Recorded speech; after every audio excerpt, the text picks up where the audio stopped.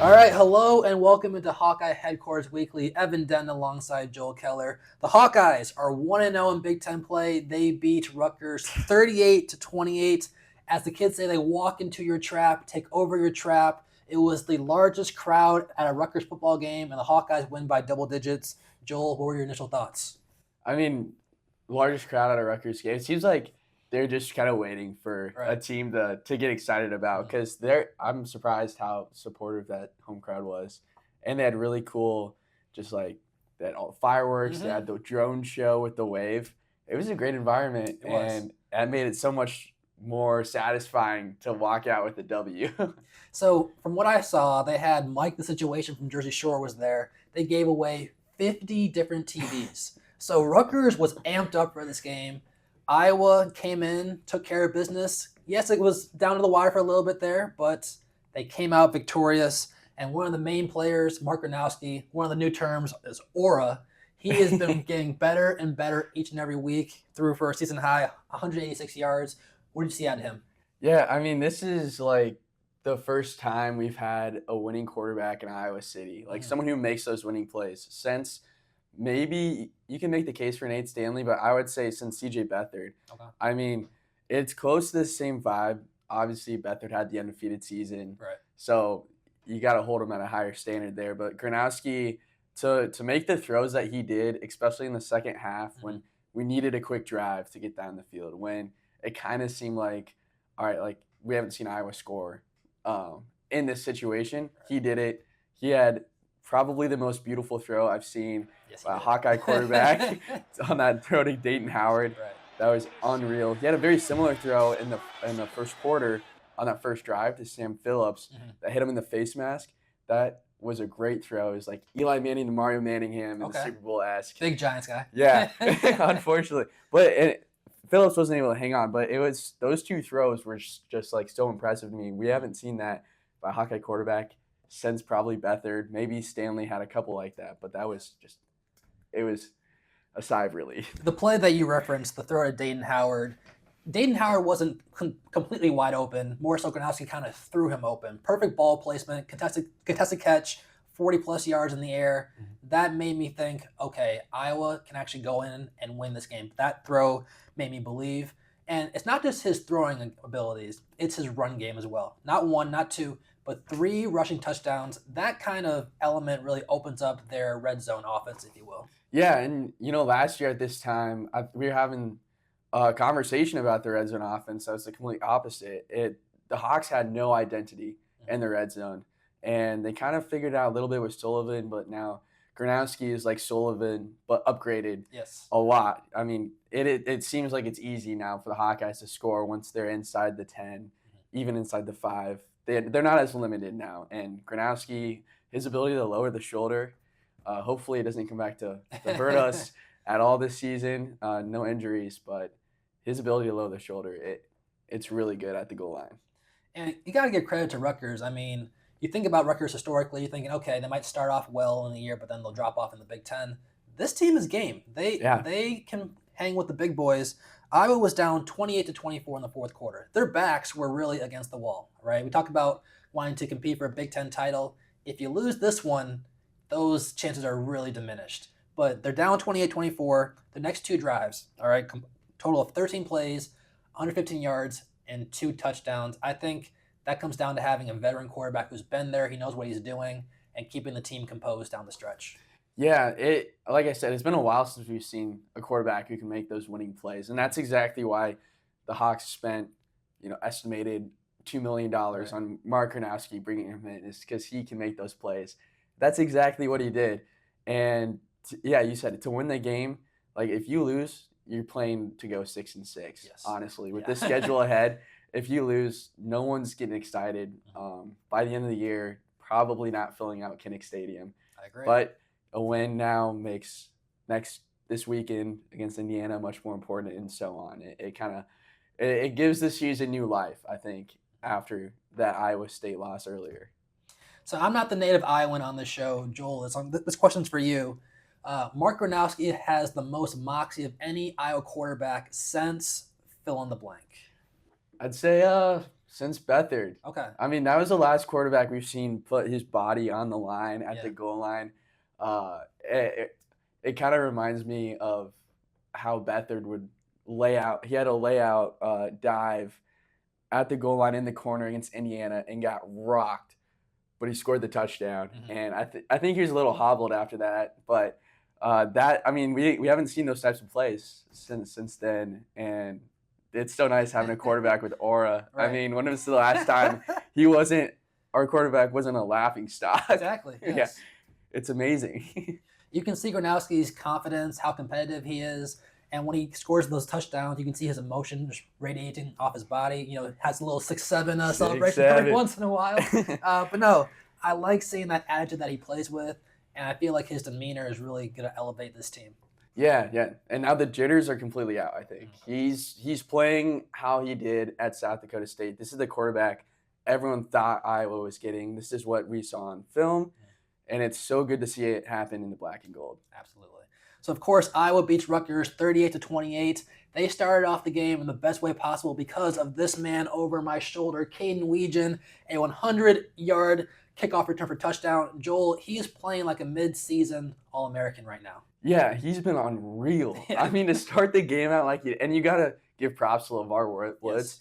That kick return, the blocking there, all Weegan had to do was turn on the burners. Usually he's got to run around, make a couple moves, but oh my God, that was crazy. There were so many wide open holes. I think either of us could have run through them, to be honest. But no, between that play the week prior against UMass, a 95-yard punt return, whenever he gets the ball in his hands, he's an automatic game changer, and that's going to be critical for Iowa going into Big Ten play. It is, and it kind of stinks because you got to wonder how many more opportunities is he going to get. Right. Like they're going to be punting away from him, kicking away. Hopefully that means we get a couple of kickoffs, go out of bounds, start at the 40. But while he can still return, while they still kick it to him, it's going to be exciting. Yeah, Caden Weegan is definitely a name that Iowa fans should know by now, but he's going to become a national name very, very soon. All right, on the flip side, the Iowa defense. They've been dominant for the first 3 games. Kind of struggled against Rutgers. Maybe that's more so because the Rutgers offense is dynamic, more so than we thought. But what were your thoughts when you watched the Iowa defense? Yeah, they played solid in the run game. Passing was the major issue. Right. When these edge rushers aren't getting home like they were in the first half, it kind of just left the corners on an island. And we saw Ian Strong and KJ Duff just go off. Strong had 8 receptions, 151 yards. Duff 7 for 92. And, I mean, they just looked unstoppable. And I can't really remember the last time the Hawkeyes played a team not like Ohio State or Michigan a couple years ago where it seemed like the Hawks couldn't stop them. They didn't have an answer. And luckily, Phil Parker, halftime adjustments worked. And mainly because those edge rushers started getting home in the second half and they kind of cleaned things up. But it is kind of scary. Like, if the quarterback has time, it's almost game over. They're going to score. I mean, the fact that 2 receivers combined for over 200 receiving yards against Iowa, that doesn't sound like a real statement, but it actually happened. You think about it, they gave up 28 points, all right? But Rutgers came into the game averaging 46. So they still held Rutgers to under their average by 18 points. Yeah, that's not bad. And, in that second half, they really locked down. I mean, 21 in the first half. Yeah. So you got to give Parker props. Parker, yeah. He made the adjustments, but it was a little worrying to see Rutgers because there's some much more potent offenses coming up, including next weekend. Yeah, alluding to Indiana and Oregon and even Penn State down the stretch, so that's gonna definitely need to get cleaned up for a little bit. Let's talk a little bit about special teams. All right, we talked about the good with Caden Weegan. There's also kind of a growing issue at kicker now. Drew Stevens missed 1 field goal in back-to-back weeks now. What's your level of concern with him? Right now, I'm not super concerned. After the bye week, I think if he's still struggling, that's when the concern will really happen. Because I can guarantee you this, and I've talked to Drew Stevens, he is a kicking whiz. Like, he reads books about kicking. He knows everything. He keeps track of, every kick that he has. It's really cool. But so he has not lost the ability to kick the ball. It's a confidence thing. And we know this from past years. 2 years ago, he had that confidence issue where he couldn't kick the ball. And that's why Marshall Meter was the guy who knocked in the game-winning field goal against Nebraska. So Kirk and company, they should know how to help him because it's happened before. But if it's not figured out by the bye week, Hawkeyes have a real issue at kicker because they're going to need him to make some big plays, especially when Oregon and Penn State come to Iowa City. I mean, he missed 3 kicks all of last year. He's already missed 2 field goals plus an extra point. And like you were saying, 2 years ago, he missed 8 field goals. Yeah. And Iowa is notorious for being in close games. He knows that. The fans know that. We know that. And if they don't have a reliable kicker, that completely changes their offensive strategy and game plan moving forward. Yeah, I mean, it'll turn wins into losses for sure. Mm-hmm. All right, so that's enough about Iowa for now. Let's talk about college football as a whole. We're talking about contenders, pretenders, and teams that we still are uncertain about. So after 4 weeks now, who is your team that you think is a legitimate contender? I think, and last week and kind of secured it, Texas Tech. Yes. They are the team to beat in the Big 12. Sorry, Iowa State, but it's Texas Tech. And, they have the money. They do. Their MVP is Cody Campbell. He is a billionaire through oil, and he is why they're able to spend $28 million on this roster. And I think the thing that really secured the deal was their starting quarterback, Baron Morton, got hurt. Will Hammond comes in, and he looks like there's the best quarterback play I think I've watched all season long in college football. He rarely missed a throw. He could run really well, and they took off on Utah, and Utah is like no slouch. Yeah, I always like to compare them to Iowa. It's a developmental program, and they always compete. They're always in the top 25. So that was a huge win for Texas Tech to go into Utah, take that over, and now they are the clear number 1 in the Big 12, which automatically puts them in contention for the playoff. I agree with you. They were on my list. I'm going to change it up for a little bit. I'm going to go with Ole Miss. All right, they're currently 4-0, playing in the SEC. They took down your Group of 5 pick, Tulane, pretty handily the other week. that was ugly. Yes. They won a couple of one-score ball games. They do have a tough schedule still, including getting number 4 LSU at home. But I think this is Lane Kiffin's year. The offense is flowing both in the passing game and the running game, and that they need to get the monkey off their back and finally make it into the playoff. And I think that this is Lane Kiffin's best chance at Ole Miss. So I'm currently a little high on the Rebels, but we'll have to see after they play LSU on Saturday. No, I like that. I almost picked them for contender too, but I think they need to have a prove-it game. Okay. Unfortunately for them, LSU is next. But if they had played like a mid-tier SEC team and one-handedly, then I would be all in on Ole Miss as well. Gotcha. All right, so that's the contender. Let's go about the opposite side. What team so far would you say is a pretender? I think the easiest one to go is Clemson. Yes.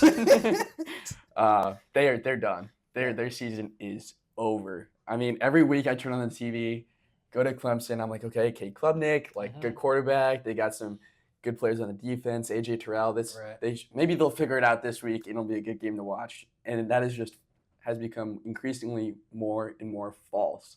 It is just not fun to watch Clemson, and they're headed towards just an awful season. And Dabo Swinney in this press conference, he said we could go 6-6 laying egg this year. I'm like, I don't know if you can say that as Dabo Swinney. I don't know. The expectation is national championship, especially with this roster. Right. So they've got some dangerous times coming up if they can't turn it around. How hot would you say is Dabo Swinney's seat right now?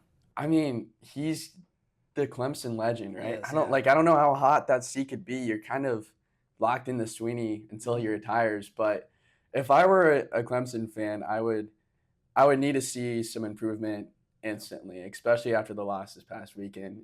They have to figure it out, or else I think there will have to be some conversations to be had. All right, so I almost went with Clemson also, almost their biggest rival, South Carolina, but I'm going to go with Nebraska, all right?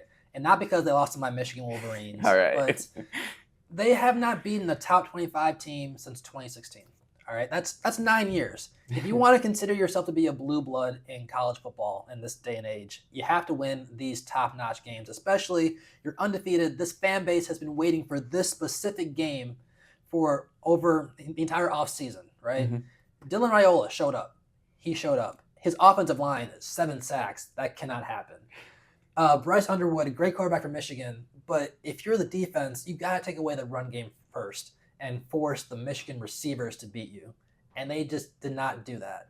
So the fact that Nebraska, you had all this momentum riding on this game and you still come up short, I don't think you can call yourself a real contender for the playoff, at least this year. Maybe next year, but not this year. Yeah, and I thought for sure after that Hail Mary Yes. at halftime, I thought Nebraska was come out of the locker room and they were going to put Michigan away, especially like Underwood, great quarterback, Yeah. just a freshman, Right. going in the Memorial Stadium. That's a tough place to play. And they were unable to get it done. And it's yet another season where they have just these high expectations, and then all of a sudden we're not even to the halfway point of the season, and it seems like, all right, on the next year, maybe they'll be great next year. They talk about Matt Rule being the third-year guru and waiting for that one moment that will really just, I guess, catapult his program into the next category about being a contender. And they all had it the same being that this was going to be the game, and it wasn't. And so, okay, Matt, you kind of talk the talk. You got to walk the walk now for Nebraska, but we'll have to wait and see. Yeah, it could be a collision course, Iowa and Nebraska at the end of the season. Who can get like that 9th or 10th win, maybe? Yes. All right, so we talked about contenders, pretenders. How about a team that, we're still kind of uncertain about whether or not they can really meet their expectations, or are they going to dwindle down to the competition? Yeah, I think for this one, and I don't know if this is a hot take or not necessarily, but Texas, Okay. I think they've got a lot to prove. They played pretty well against Ohio State. Obviously, the offense wasn't crazy, but the defenses on both teams had a phenomenal game. But they just haven't looked that good to me. I mean, 55-0 against Sam Houston State. Sure, Ooh. It's Sam Houston. But it did kind of seem like they turned the corner after the past 2 weeks. Before that, I mean, they did not look good by any means, and they were playing teams similar to Sam Houston. So they've got a lot of work left. They got OU, Vandy, Georgia, Texas A&M, all in the top 25. If they can take that game against Oklahoma and Vandy and go into Georgia, I think I'd be a believer there, where Texas maybe could get out of the SEC. Even if they lose to Georgia, don't make the SEC championship, maybe they can get in. But, they're not the Texas that we were sold at the beginning of the year. All right, so the team that I'm still not quite sure about is currently in the top 5. All right. Ooh. Number 3, Penn State. No, I like that. So, James Franklin, notorious for his teams being the ones that they're supposed to, but when you go up against a team that has the same amount of talent or more talent, they come up short. Going back to the Big Ten East days, all right? He couldn't beat Michigan regularly. Could not beat Ohio State regularly, besides that whole block kick, return for touchdown year. They were the team and program that benefited the most from the playoff expanding to 12 teams. All right. But you look at last year, they lose to Ohio State. They lose to Oregon. Make it to the semis and then lose to Notre Dame. Team with similar talent level. It's the same kind of recipe this year. All right. They have a lot of expectations. Drew Aller. I don't think he's the guy. Yeah, me neither. They have both running backs back. Okay. They supposedly upgraded at receiver. This is supposed to be the year, but I'm in the camp of I need to see it before I actually believe it with Penn State. And they get a massive opportunity to prove me, Evan Denton, wrong on Saturday when they host Oregon in a whiteout at night at home. If you lose this one, I don't want to hear about Penn State for the rest of the year. Okay. If you're really that team that's going to turn the corner, you have to win this one and more or less win it convincingly. So I need to see more of a sample size from Penn State before I can actually say, you know what, this might legitimately be Penn State's year. Yeah, I agree. They are not good in those big games. Even when they played Iowa, number 3 versus number 4, they were not able to come through. And I know the quarterback got hurt, but I mean, if you're Penn State, you should have a guy to step up. But anyway, yeah, I don't know. Penn State hasn't really proved anything yet. Right. They haven't proved that they were not capable of being anything yet. So I do like that pick. Okay. So Penn State, if you win, you know where to find me. You can prove me wrong. So obviously you all know Joel is a great reporter for us here at our Quad Cities News. But from now you have a different job, all right? You get to be the college football commissioner for one day. And whatever Joel says goes. If you could change one aspect of college football, it could be a rule, how it's run. What would that change be? Okay, so I was thinking a little bit about this. Do I want to dip into the craziness of NIL and all of that? Wow. And I decided not to. I thought I should go for just a simple change that I think would change the game for the better, and it's something that just happened in the NFL. It's the kickoffs. Okay. I I I don't know. Again, I don't know if this is a hot take, but I have loved the kickoffs in the NFL. It seems like it's really just increased the importance of the kickoff. There's kind of like a scheme you can use, and I mean they've been so exciting. It used to just be all right. Kicker's gonna try and boot it through the back of Right. the end zone. Who cares? But now I'm locked in on every kickoff return Okay. because it seems like they've all had like a chance almost. And I think if you bring that to college football, Caden Weezy himself might benefit even more from it. And it'd be getting the most electrifying playmaker the ball just a couple more times per game. Who doesn't want that? That's true. That's true. My favorite NFL player of all time is Devin Hester. I've always wondered how he would be impacted by the new NFL kickoff. So I like that idea. I think he'd be a Hall of Famer still for sure. Absolutely. So I have a 1A and 1B if you 12 teams in the playoff, but the quarterfinal round is not played at a neutral site. It's played at the higher seed. All right. Because yes, we saw last year where the teams that won the first round, they also won in the second round. But I think, for example, Oregon playing Ohio State at the Rose Bowl, that game should have been back in Eugene. Because why would you take a home game away from a team, the top 4 teams that earned it all year long? And so I think the first and second round should be home games. And as a fan, I think the most annoying part of watching a game is when a replay takes 3-4 minutes. Okay, my rule change would be you give the referees 2 minutes, and if you can't find anything that changes the call, you have to stick with the call on the field. That way, it keeps the speed of play going smoothly. You don't have these large stoppages and momentum for teams, and I feel like that would just keep the game moving. Yeah, I really like both of those. Back to your first one, it'd be great to just have that home crowd there, and you get the students. I mean, the student section at every school is like the most electrifying part of the crowd because everyone's young. They're ready to be energetic for 4 hours.